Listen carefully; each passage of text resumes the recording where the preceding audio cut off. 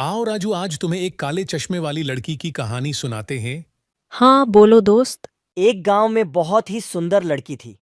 उसका नाम लता था। लेकिन उसके पास एक अजीब सी बात थी। वह हमेशा काले चश्मे पहनती थी। लोग उसे इसी वजह से काले चश्मे वाली लड़की कहकर बुलाते थे। एक दिन गांव के निकट एक अजनबी आया। वह लड़की से मिलने आया था। उसने कहा, मैं एक राजा हूं और मुझे तुम्हारे साथ एक खेल खेलना है। लता ने आश्चर्य से पूछा, कौन सा खेल? राजा ने कहा, एक मंच पर सारे लोगों के सामने मैं तुम्हारे साथ एक सवाल करूंगा और तुम्हें सही जवाब देना होगा। अगर तुम सही जवाब देती हो तो मैं तुम्हें अनमोल उपहार दूंगा। लता ने हाँ कह दी। राजा ने एक सवाल पूछा, क्या वह चीज है जो रात को भी रोशनी देती है? वो चीज है एक दिया। राजा ने खुश होकर कहा।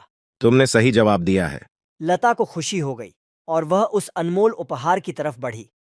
लेकिन राजा ने अचानक अपनी तरफ से एक गहरी आवाज में कहा, परंतु। लता ने हौसला न छोड़ते हुए कहा, परंतु क्या महाराज? राजा ने कहा। परंतु तुमने मेरे सवाल का सही जवाब नहीं दिया। लता के होश उड़ गए। वह राजा के सवाल को समझ नहीं पाई।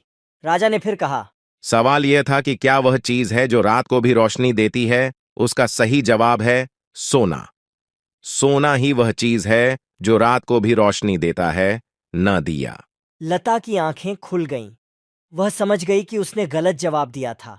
राजा का मतलब समझते हुए वह हौसला नहीं हारी। राजा ने लता को उसके संवेदनशीलता के लिए प्रशंसा की और उसे उसका उपहार दिया।